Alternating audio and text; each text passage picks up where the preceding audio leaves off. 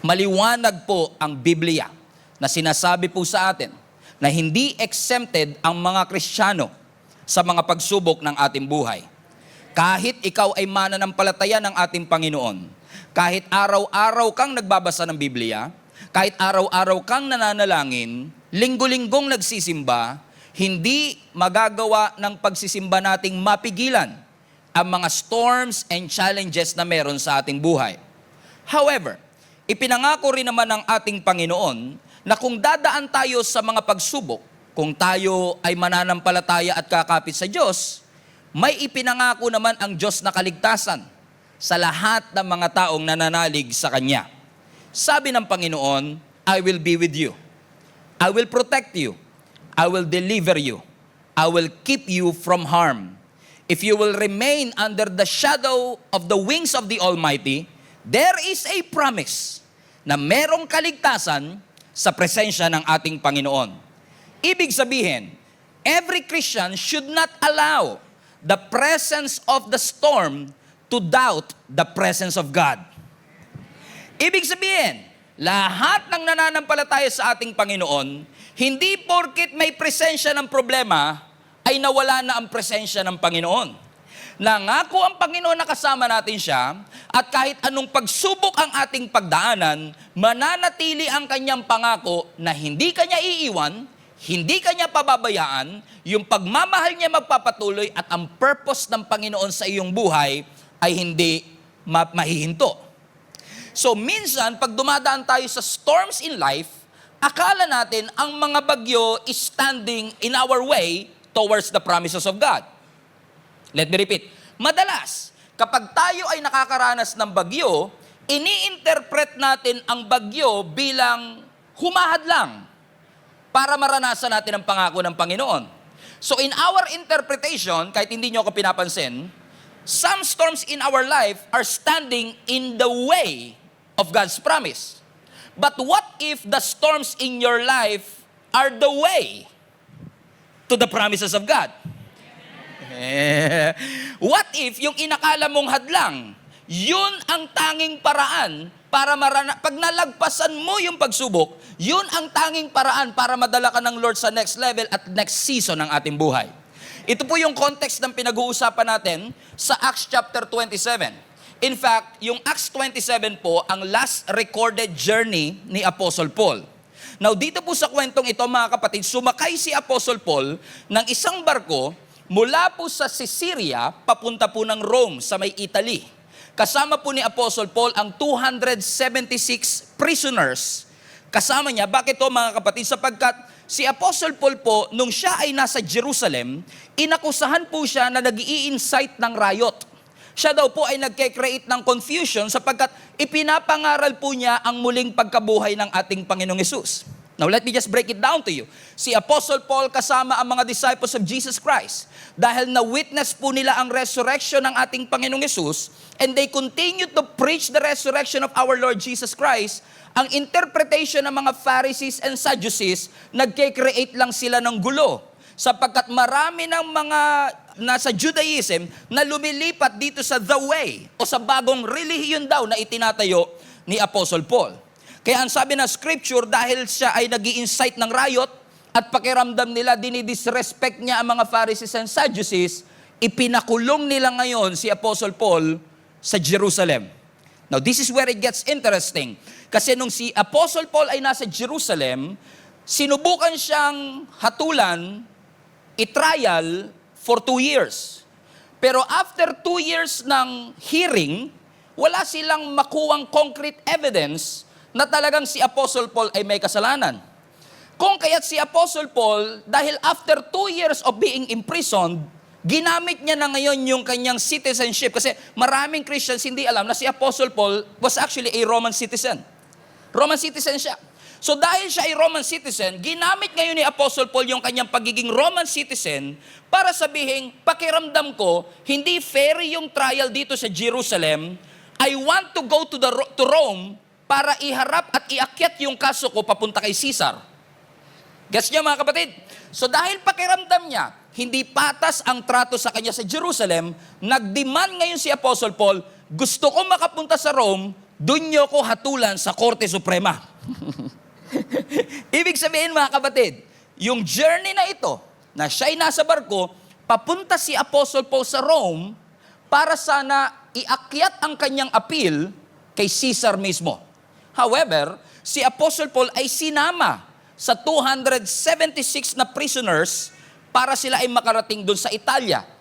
At base po sa kwentong binasa natin at sa text na binasa natin, hindi pa man sila nakakarating sa unang destination, nahirapan na sila sapagkat naka-encounter sila ng matinding bagyo.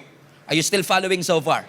So ang purpose ni Apostle Paul pumunta ng Rome para i-appeal ang kanyang kaso, pero wala pa sila dun sa Rome, nakaranas sila ng matinding bagyo. Spoiler alert. Alam niyo po ba, pag binasa niyo yung 44 verses ng Acts 27, makikita po ninyo na yung barkong sinasakyan ni Apostle Paul, lumubog din. So on the way to his trial, on the way para sa maabsuelto siya sa kanyang kaso, he has to go through two important challenges in his life. Storms and shipwreck. Binagyo na, lumubog pa yung barko. And usually mga kapatid, we use this platform a lot to talk about the storms in our life. Siguro naman po narinig na nyo ng maraming beses sa akin na anumang bagyo ang ating pagdaanan, kasama natin ang ating Panginoon. Hindi tayo iiwan ng ating Panginoon. Pero magkaiba po yung storm sa shipwreck. Anong difference, Pastor? Kasi yung storm, it may delay your journey, pero ang shipwreck could actually stop your journey. Yung storm, it will pass over. Pero ang shipwreck, it will force you to start over. Nakaranas na tayong lahat ng storm, pero marami din sa atin tahimik lang, pero nakaranas sila ng shipwreck. Malalaman nyo to, ganito no? Nung nakaranas ka ng storm, ang sabi mo kay Lord, Lord, bakit nangyari to sa akin? Pero yung nakaranas ng shipwreck, ang sinasabi nila, may Diyos ba talaga? Kapag may problema sa relationship, may storm. Pero pag nag-break kayo, yun ang shipwreck. Guess nyo na? Amen? So, lahat nag-i-struggle, pero marami sa atin mga kapatid na challenge tayo, marami sa atin na i-inspire tayo sa salita ng ating Panginoon na sinasabing kasama tayo ng ating Panginoon sa anumang storm na pinagdadaanan natin. Pero we have to recognize as well na bawat Kristiyano daraan sa mga shipwreck ng ating buhay. Malulugi ang negosyo, mawawalan ng trabaho, mamamatayan ng mahal sa buhay, mawawalan ng pinagkakakitaan. Maraming bagay na nakakapagpa-symbolize the shipwreck that happened in your life. Ibig sabihin, ang shipwreck is actually an illustration, a metaphor for everything that is losing in your life. Yung nawawala, yung lumulubog. Pero alam niyo ba mga kapatid, sa storya na pinag-aralan natin, since 44 verses nga to, hindi naman natin kaya lahat pag-aralan kung i-discuss natin yung 44 verses, pero uunti-untiin ko na lang i-digest sa inyo para mas maunawaan natin. Kasi kung babalikan po ninyo mga kapatid ang storya mula dun sa simula, bago pa man umalis si Apostle Paul, bago pa man sila tumawid papunta ng Rome, kinausap niya na yung mga sailors. Ang sabi niya sa verse 10, Men, I perceived that this voyage will end with disaster and much loss. Not only of the cargo and ship, but also our lives. Are you still with me? Let's read that again. Ang sabi ni Apostle Paul sa mga sailors, now listen, si Apostle Paul, tent maker, si Apostle Paul, minister of the word. Now itong minister of the word at tent maker, pinapangaralan yung mga actual na seaman. Para sabihin, guys, wag nyo nang tuloy. Mapapahamak tayong lahat.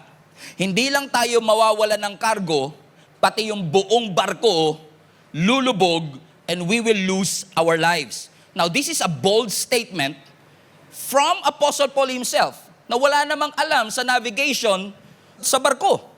In essence, kung ipaparaphrase natin yung sinabi ni Apostle Paul, ang sinasabi lang ni Apostle Paul, hey guys, listen, the ship will not make it. Our vessel will not survive this storm because this ship will fall apart. Hindi ko alam kung sinong kinakausap ng ating Panginoon, pero gusto lang ipaalala ng Panginoon sa iyo. Alam kong lahat tayo, we want to get to our destination, but some ships in your life will not make it. Tamo, tahimik. Mas maganda kasing pag-usapan nyo, you are going to make it.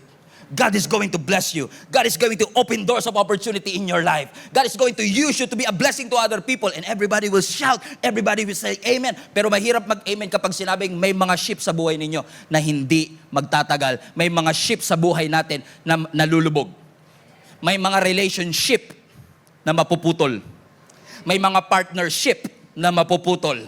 May mga friendship na masisira. May mga hardship na pagdadaanan. Come on now.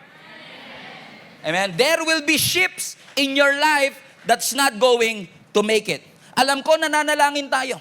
Alam ko, nagpa-fasting tayo. Alam ko, meron kang pangarap of a happily ever after.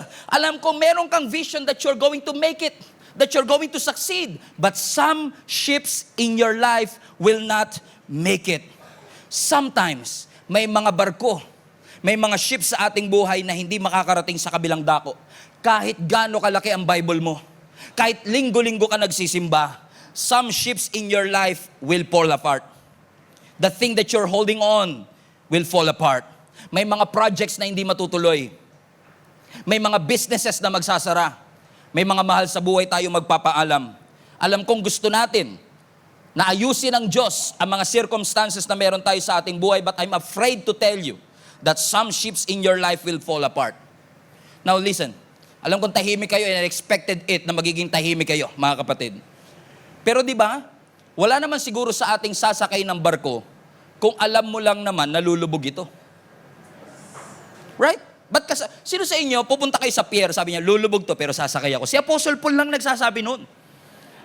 Pero sa realidad ng buhay, kung alam mong lulubog yung barko, ba't ka sasakay? Kung alam mong yung eroplano babagsak, bakit ka sasakay?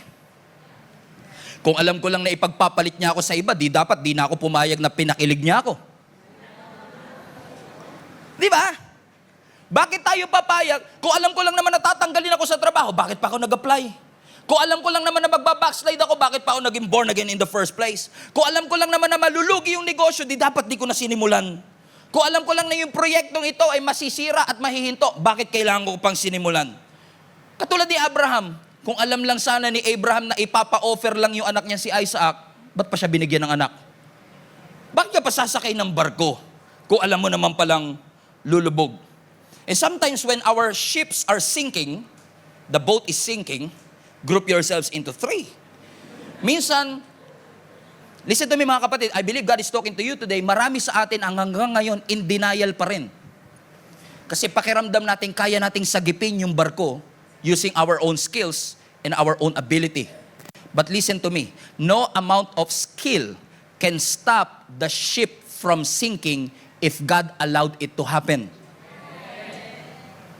Kahit gaano tayo katalino at katalented, if God allowed it to close, it will close.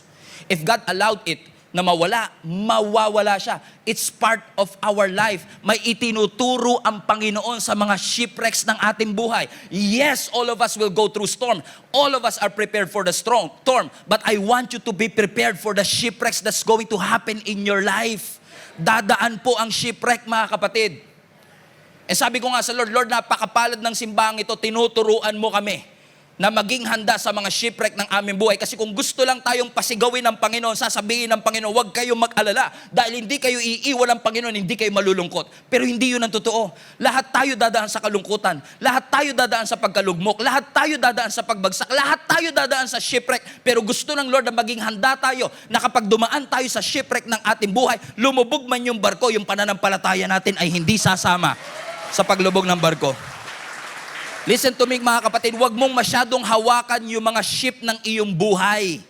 Your ship is not your savior. Your business is not your savior. Your talent is not your savior. Your education is not your savior. That relationship is not your savior. Your dream guy is not your savior. Jesus is our savior. Hold on to Him. Lahat ng ship na yan, posibleng lumubog. Posibleng bumagsak. Pero tatandaan nyo mga kapatid, hindi tatanggalin ng Diyos ang isang bagay na kakailanganin mo sa next season. Kung tinanggal ng Panginoon, ibig sabihin, hindi mo kailangan. Ang hirap mag-amen doon, Brad. Ang sakit sa pakiramdam kasi, pagtanggalan, o paglugian, ganon, pagkawalaan, iwanan, ang hirap doon. Ang mas masarap pag-usapan, hindi kayo iiwan ng Panginoon. God is going to bless your business. God is going to open doors of opportunities in your life. Pero can you still praise God kahit tinanggal niya? Can you hold on to your faith? Can you stay in faith even though you have an excuse to walk away? Because some ships in your life will sink. May mga bagyo, may mga parte ng ating buhay na lulubog. May mga parte ng ating buhay na hindi mananatili forever. Pero kapag kinuha ng Panginoon, ibig sabihin, hindi mo kailangan sa next season ng iyong buhay. In fact, kahit mawala ang transportation, kaya ka pa rin dalhin ng Lord sa destination kasi after all, transportation lang siya, pero maraming pwedeng gamitin ang Lord na transportation para pagpalain ka. Now listen to me. We don't want shipwrecks. Pero let's step back a little bit. Let's just put the context on the story. So yung barko ay papunta ng Rome. Si Apostle Paul, kasama ang 276 prison, mula si Syria, papunta sila ng Italy. However, ang sabi ng ibang verses na hindi na natin binasa, nung sila'y nag-journey na, ang lakas ng headwind. Ibig sabihin, yung wind was contrary to them. Unfortunately, gusto man nila mag-landing sana sa Phoenix, dinala pa sila ng hangin sa open sea. Dinala sila sa southwest, kaya mas lalong naging matindi yung kanilang problema, to the point na unti-unti na silang nawawala ng pag-asa, tinapon na nila yung kanilang mga cargo, gumamit sila ng rope para i-hold yung anchor ng kanilang barko, but to no avail, walang nangyari. They tried to save the passenger, they tried to save the boat, but unfortunately, they cannot control what's happening on the boat. So habang sila'y papunta ng Rome, yung kanilang mga stations hindi nila madaanan, nilabas na nila yung kanilang mga lifeboat. Unti-unti na silang nawawalan ng pag-asa sapagkat sa palagay nila, ginawa na nila ang lahat, pero wala pa rin nangyari. Ano kung titignan nyo ang sinasabi ng scripture, 14 days po silang nasa gitna ng dagat, naubusan sila ng pagkain at sa loob ng 2 linggo, hindi nila nakita na sumikat ang araw. At dahil walang pagsikat ng araw, unti-unti na rin silang nawawalan ng pag-asa. Ang sabi ng verse 20, terrible storm raged for many days, watch this, blotting out the sun and the stars, highlight this, until at last, all hope was gone. Now, I don't want you to miss this kasi may part 2 to next time. Pero I want you to look at the screen. And sabi doon, until at last, all hope was gone. They tried their best. They tried everything they know how to save the ship from sinking. Tinapon nila ang kanilang bagahe, ginamit nila ang kanilang maritime knowledge to save the ship. But unfortunately, hindi nila masagip yung barko at nawala na sila ng pag-asa. The storm continued raging and they gave up all hope na maliligtas pa sila at makakatawid pa sila to the other side. I don't know who is this for. Pero maaaring yung iba sa inyo, sinasabi nyo, there is no way that this marriage is going to work. Parang nawalan ka na ng pag-asa sa relasyon ninyo mag-asawa na maaayos pa. There is no way that I'm going to beat this cancer. I've been battling this cancer for 2 years already. May pag-asa pa ba na unti-unti na nawawalan ng pag-asa ang iyong buhay? Maaaring yung iba sa inyo sinasabi nyo, there's no way that we are going to overcome this financial debt. Masyado nang malaki ang aking utang, lubog na lubog ako sa utang at pakiramdam ko, hindi na ako makakaahon. Or probably some of you are thinking and wondering, there is no way that I'm going to get married. There's no way that I'm going to get pregnant. After everything that you've been through, there's no way that I'm going to succeed. There's no way na makakapagtapos pa ako ng pag-aaral. My hope is all gone. At maaaring nagtataka kayo at nagsasabi kayo sa inyong mga sarili, bakit nga ba minsan hinahayaan ng Panginoon na dumaan ako sa mga shipwreck ng aking buhay? You know, while I was reading Acts 27, I don't even have a plan to preach on this, pero when I was reading Acts 27, I've realized na isa sa mga dahilan kung bakit tayo na si shipwreck is yung ating capability to really trust the Lord. Kasi kung titignan nyo mga kapatid yung story na binabasa natin, ang sabi ng verse 21, watch this. Sabi ng verse 21, no one had eaten for a long time. So finally, Paul called the crew together and said, man, you should have listened to me in the first place and not left Crete. You would have avoided this damage and loss. Sino sa inyo gusto niyo maiwasan ng damage? Sino sa inyo gusto niyo maiwasan ng pagkawala ng lahat ng bagay? Sino sa inyo gusto niyo maiwasan ng shipwreck? Pero nagtatanong pa rin tayo, di ba? Why would God allow shipwrecks in my life? Hindi ba niya kayang gawin ang lahat para iligtas ako? Hindi ba niya kayang gawin ang lahat para ayusin ang lahat ng bagay na meron sa akin buhay? Bakit niya inaalaw na mawalan ako ng project? Bakit niya inaalaw na mawalan ako ng job offer? Bakit niya inaalaw na manakaw sa akin yung promotion? Bakit inaalaw ng Lord ang shipwreck sa aking buhay? If God is a good God, why do bad things happen to good people? You know what? The answer is in this verse. Bakit? Hindi sila dapat dadaan sa bagyo at sa shipwreck kung nakinig lang sila kay Apostle Paul. Watch this. Ang sabi ng scripture, you should have listened to me. Ang sabi ni Apostle Paul. Bago pa sila umalis, sabi ko na sa inyo, huwag kayong maglalayag, mapapahamak tayo. Remember verse 10?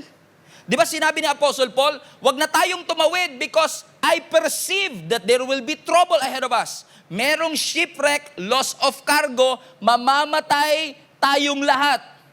Pero dahil si Apostle Paul, tent maker lang, ayaw nilang pakinggan. Kasi mas may tiwala sila sa expertise ng seaman kesa sa salita ng Panginoon. Amen? Kaya hindi sila naniwala. At dahil hindi sila naniwala, dumaan sila sa bagyo. Now imagine this scenario. Binalaan sila ni Apostle Paul, hindi sila nakinig. Nung nandun na sila sa gitna ng bagyo, gumigewang-gewang yung bangka, ginagawa na nila ang lahat para maligtas, and then nakatayo si Apostle Paul. Kung nakinig sana kayo, di dapat hindi tayo binabagyo ngayon. Alam nyo, isa sa mga reason, fasten your seatbelt ha, ayoko kayong saktan. Pero isa sa mga reason kung bakit tayo nasa shipwreck, hindi ka kasi nakinig eh. Sinabihan ka before. Huwag na yang lalaki na yan. Ang tigas ng ulo mo. Sinabihan ka na before, hindi kikita yung negosyo na yan. Pero dahil mas may tiwala ka sa expertise mo bilang entrepreneur, kaysa sa salita ng ating Panginoon, sinuway mo ang ating Panginoon. Hindi ka nakinig. Isa sa mga rason kung bakit tayo dumadaan sa shipwreck, we're not listening. Sabi mo sa katabi mo, nakikinig ka ba? Nakikinig ka ba? Nakikinig ka ba? Sabi mo sa katabi mo, para sa ito, para sa ito. Ano ang sinasabi ni Apostle Paul? Balik mo yung verse, anak. Ang sinasabi ni Apostle Paul, you should have listened to me in the first place and not left Crete. You would have avoided all this damage and loss. Kung nakinig ka, hindi dapat madadamage yung barko. Now, it's too late. Ang sinasabi ni Apostle Paul, kahit mag-pray kayo, yan na ang destiny natin. Kahit mag-fasting kayo, yan na ang destiny natin. Ibig sabihin, yung shipwreck na yun is actually a consequence of their disobedience. And no matter how much you prayed for it, yes, God is a God of miracles, but no matter how much you prayed for it, if God allowed it to happen, if this is the consequence of our disobedience, unfortunately, it will happen. Yung nga lang minsan talaga mga kapatid, kapag may mga shipwreck sa ating buhay, ang lahat ng sisi laging nasa dyablo, no? Pasin nyo yun? Right? May sakit ako ngayon. Yung dyablo, inaatake na naman ako. Di ba? Kaya sabi ng dyablo, nananahimik ako kung na naman nadami nito. Di ba? Napansin niyo, yung dyablo tuloy, nagtataka na, lagi na lang ako. Lahat na lang ng credit, binigay niyo sa akin Di ba? Sikip na naman ang dibdib ko. Inaatake na naman ako ng dyablo. Sabi ng anak mo na, yung crispy pata kasi binanatan mo eh. Nag-guess yung sinasabi ko mga kapatid, we give so much credit to the enemy, while in fact, some of the shipwrecks that happen in our life is because we decided not to follow the instructions of the Lord. Ang hirap talaga mag-amen pag ganito. Now, listen to me. May mga bagyo naman at may mga shipwreck na hindi ikaw may kagagawan. Halimbawa, pag naghiwalay yung mga magulang mo, ikaw lang yung casualty. Di mo naman ginusto yun. Tama? Mga kapatid? Halimbawa, kapag na-scam ka o nadaya ka, nagtiwala ka lang naman eh. Kaso talagang yung pinagkatiwalaan mo, hindi mapagkakatiwalaan, nadaya ka. And let me just say this to you. Mag-ingat kayo mga anak ha. Alam niyo kung bakit? Hindi ko na mabilang kung ilang tao araw-araw nakakausap ko na nai-scam. At pag nakita niyo po ang mukha ng lahat ng nai-scam, maaawa po kayo. Million, hundreds of thousands of pesos ang kinukuha sa kanila ng mga scammer, nadadaya, naloloko. Minsan ang ugat greed. Minsan ang ugat talaga is ignorance. Hindi lang nila alam how to protect their their accounts, and so on and so forth. Kapag may mga ganitong pagkakataon, sasabihin mo, shipwreck to sa buhay ko, pero hindi ko naman to ginusto. Nakinig naman ako sa Panginoon, kaso minsan, nagtiwala lang ako sa iba. Pero may mga shipwreck sa buhay natin na kasalanan talaga natin. Kaya nga parang alam nyo, ang rinig ko sa sinasabi ni Apostle Paul, I told you, sinabi ko na sa inyo, wag na tayong maglayag. God instructed you to stay and you choose to sail, it's your choice. Kagagawan nyo yan. You are in the middle of this storm because you spent too much money without wisdom. You are in the middle of the storm because you did not listen to what God is saying. You are in this mess because you procrastinated. Hindi mo trinabaho, hindi mo pinagbuti. And there are storms na kagagawa ng ibang tao, but there are storms na kagagawa ng hindi natin pakikinig. Sinabihan ka na noon, wag siya. Pero pinilit mo kasi, Pastor, magbabago to. May potential naman po siya eh. Oo, may potential din siyang saktang ka. May potential din siyang pahirapan ka. Makinig ang mga may pandinig. Kasi pag kinilig, ayaw nang makinig.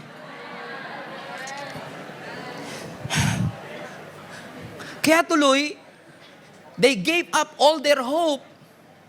Kaya sabi na scripture, they tried to save the ship. Pero dahil alam nila it's their fault, finally they gave up. Wala na talaga. Wala na pag-asa. Pero hindi naman lahat ng shipwreck dahil hindi tayo nakinig. Minsan may mga shipwreck kasi mali ang season. Mali ang season. Watch this. Ang sabi ng verse 9, bago verse 10. So, pakitanggal na. Yung verse 10, kung naaalala niyo, sinabi ni Apostle Paul, huwag kayong maglalayag. Kasi kapag naglayag kayo, mapapahamak tayo, lulubog yung barko. Naalala niyo pa mga kapatid? So, bago sabihin ni Apostle Paul yung verse 10, sinabi muna niya yung verse 9. Kasi bago 10, 9 muna. Wow, nakakilabot. Woo! So bago sabihin ni Apostle Paul, huwag kayong maglalayag, ano ang dahilan? Ba't niya nasabing huwag kayong lumarga? Ito ang dahilan, verse 9. Ang sabi niya, we had lost a lot of time. The weather was becoming dangerous for sea travel. Why? Because it was so late in the fall. And Paul spoke to the ship's officers about it. Pero hindi nakinig yung officer. Komprende mga kapatid?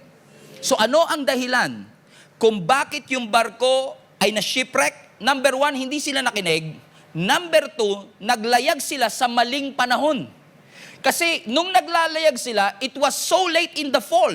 Ibig sabihin, winter is coming already. At dahil winter is coming, yung kanilang journey ay hindi na nasa tamang season. Ibig sabihin mga kapatid, they are in the right place, but they are sailing on the wrong season. Hindi nila sinunod yung timing na ginugusto ng Panginoon o yung timing na safe sa kanila. Pinilit nila kahit mali ang season. Pinilit nila kasi madaling-madali sila. Pinilit nila kasi atat na atat sila. Huwag kayo masasaktan, hindi kayo ito taga-ibang church to. Pinilit nila kahit sinabihan na silang wag na. Pinilit nila kahit binalaan na silang wag na. Pinilit nila kahit alam nila maghihirap. Pinilit nila. Hindi kayo to. Iba to. Sabi sa iyo, hindi pa tamang panahon to get married. Hindi pa tamang panahon para mag-start ng business. Yung location na yan is not suitable para magtayo na. Pero hindi tayo nakinig kasi nagmamadali tayo. Kaya kahit too late in the fall, we want to pursue the journey. And that's what they did. And because they pursued the journey, they encountered a shipwreck. Hindi nakinig. Maling season. So, they did not listen. They are not listening. They are not in the right season. Pero kaya rin lumubog yung barko, hindi lang dahil they are not listening, they are not in the right season. Actually, they are not on the right boat. Okay, they are not on the right boat. So, they're not listening, not the right season, not the right boat. Paano ko nasabi mga kapatid? Kasi kung babalikan po ninyo mga kapatid yung verse 6, bago yung verse 9, bago yung verse 10, so pabalik tayo, di ba? So yung verse 10, sabi ni Apostle Paul, wag na kayo maglalayag. Kaya pala wag maglalayag because it's too late in the fall. Winter season na. Mabagyo sa lugar na yan. Mapapahama kayo. Pero bago sinabi ni Apostle Paul yun, may nangyari pa sa verse 6. Ano nangyari sa verse 6? Are you still with me? Balik kayo next week. Pupunta natin yung verse 6. Verse 6, sabi ng scripture, there, the centurion found an Alexandrian ship sailing to Italy and he put us on board. So the Bible says, no, habang sila'y nagbabiyahe na from Jerusalem, nakatagpo daw po sila ng Alexandrian ship na papunta ng Italy at dun sila lahat ipinasakay. Now, I want you to notice one thing. Look at this word, highlight this. Look at this word, found.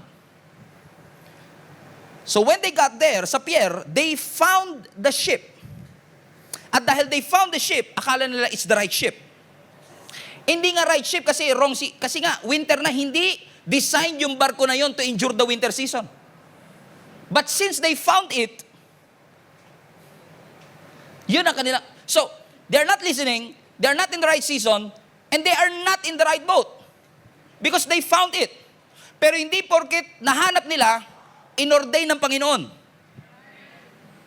Hindi porket nahanap mo, yun ang ordained ng Panginoon.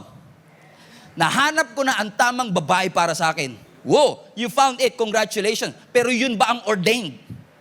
Yun ba ang inilaan? Yun ba ang binigay? I found the right business. I found the right location. I found the right project. There's no wrong in finding the right thing. Pero hindi lang finding ang importante sa faith natin. Dapat ordained ng ating Panginoon. And one of the reasons why we are going through shipwrecks kasi nagsisettle tayo sa nakita natin without even praying, is this the right thing to do? Is this the right ship to sail? Is this the right season to sail?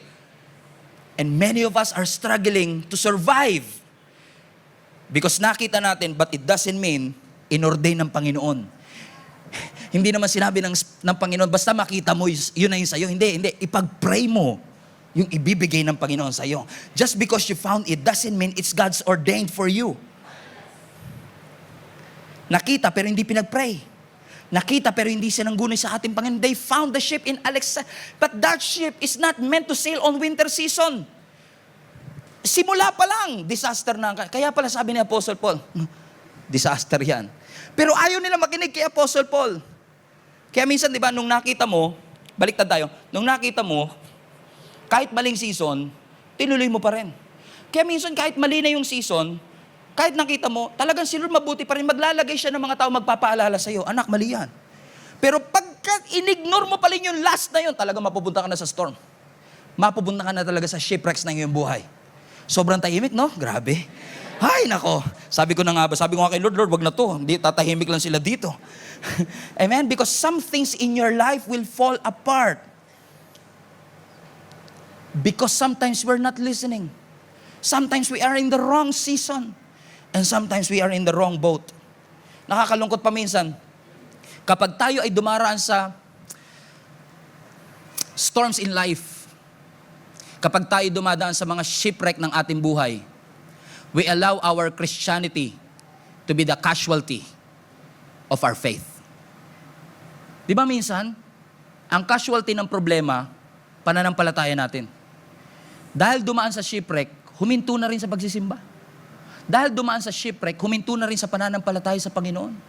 I've been talking to one of the attendees kanina ng 9 a.m. service and she was touched with the message. Sabi niya sa akin, Pastor, yung message na ito tingin ko para sa akin. Kasi naniniwala ako, Pastor, na nung dumaan ako sa mga shipwreck at mga pagsubok ng aking buhay, sinubukan kong huminto sa aking pananampalataya. In fact, kaninang umaga, wala akong plano makinig ng preaching, kahit online. Pero gumawa ang Diyos ng paraan. Sinaksak ng nanay ko sa Bluetooth speaker yung preaching mo. Kaya kahit nasan akong bahay, narinig ko. At buti na lang, narinig ko yung preaching, Pastor. Kasi nung narinig ko yung preaching, nabigyan uli ako ng pag-asa. You know why? This is not a laughing matter, you know why? Because she attempted suicide this week. Because of the shipwreck that she went through. But thanks be to God, nireplenish ng Lord yung hope na meron siya. At nag-press on siya. Kapag dumadaan ka sa shipwreck, wag mong ihinto.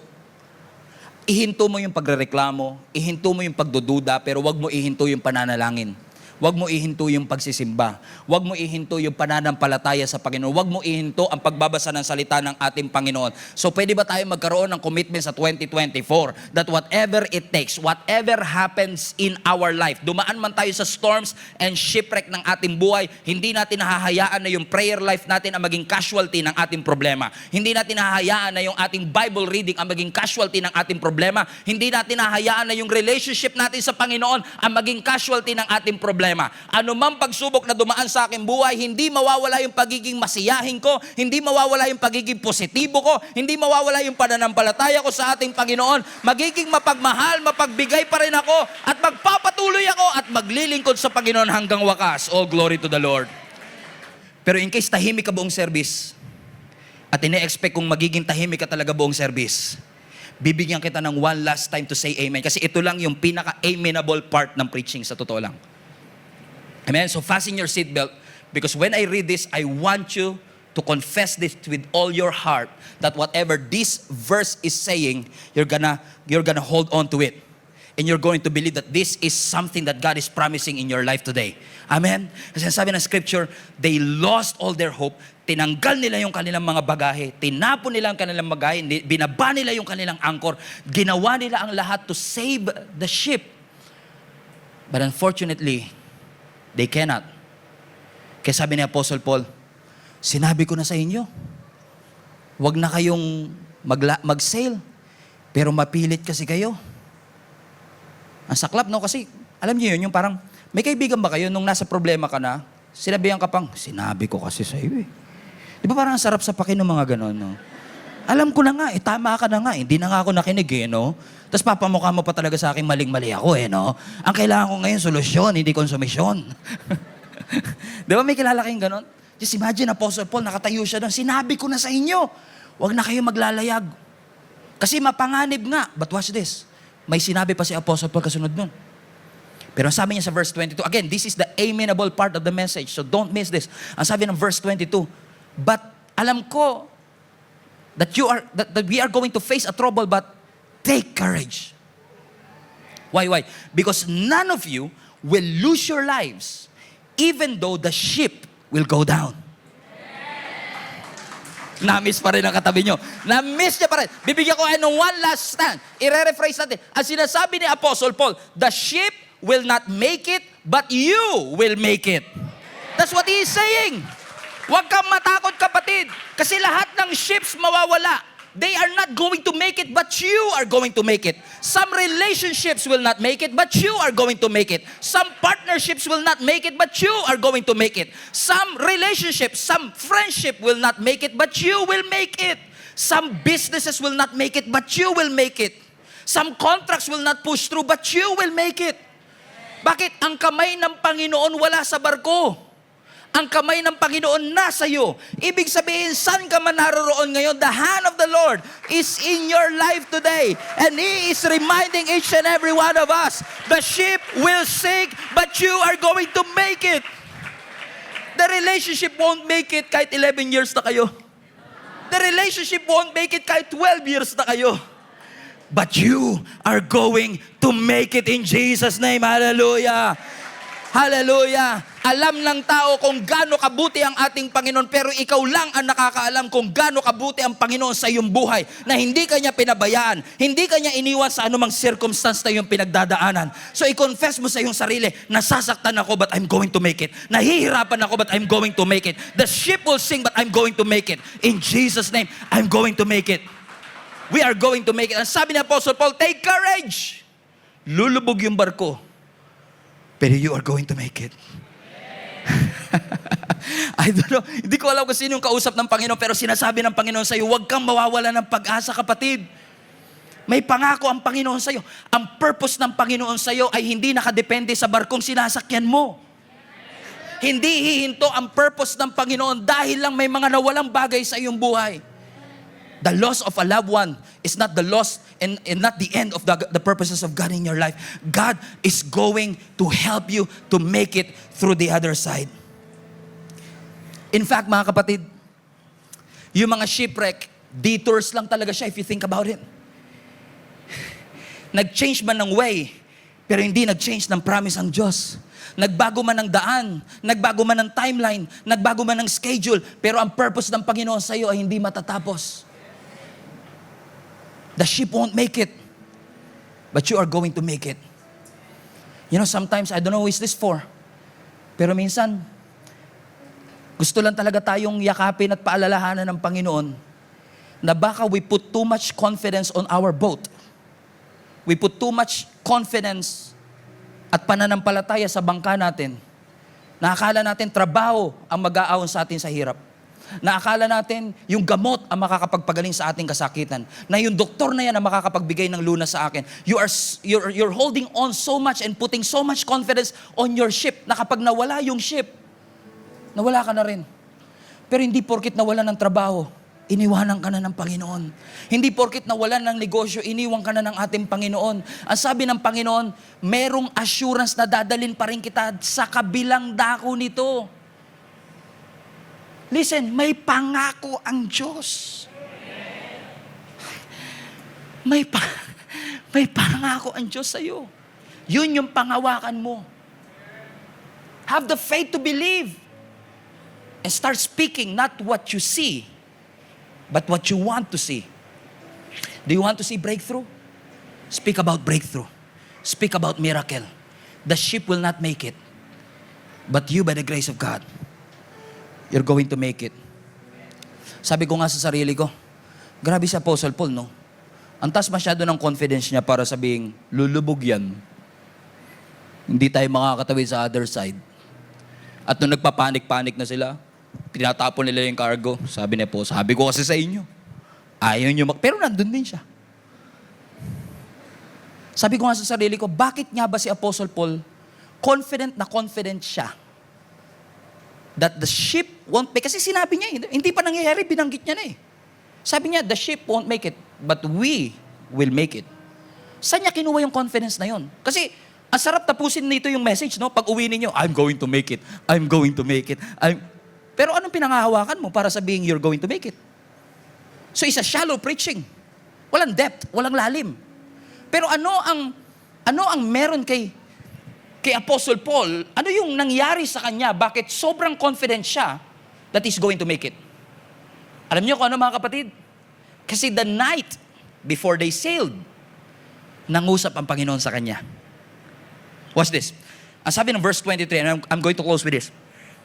For last night, the angel of the Lord to whom I belong and whom I serve stood beside me and said, verse 24, don't be afraid, for you will surely, not maybe, you will surely stand trial before Caesar. And what's more, God, in His goodness, has granted safety to everyone sailing with you. Para sinasabi ng angel kay Apostle Paul, dahil nandun ka sa bangkang yon, lahat ng mga kasama mo maliligtas na rin kasama mo. Ano sinasabi ni Apostle Paul? Kaya confident si Apostle Paul na sabihin that my ship won't make it, but I will make it, kasi nangako ang Panginoon sa kanya na ang purpose at ang final destination niya, haharap siya kay Caesar, doon mismo sa Roma. Sabi ng Scripture, you will surely stand trial before Caesar. Ibig sabihin, sure na sure ang Panginoon that whatever happens, magkaroon man ng detour, mapunta ka man sa Phoenix, mapunta ka man sa ibang lugar, but I will surely bring you to your destination. Don't be afraid. Don't be afraid. Don't be afraid. Don't be afraid. Alam ko nakakatakot pag tinitignan mo ang bank account mo. Alam ko nakakatakot pag tinitignan mo lahat ng mga credit card bills mo. Alam ko nakakatakot kapag tinitignan mo ang sitwasyon ng iyong mga anak. Paano ko sila mapagtatapos? Paano ko sila mapag-aaral? Alam ko nakakatakot pag tinitignan mo ang mga magulang mo nang ihina. Paano na lang pag kinuha sila ng Panginoon?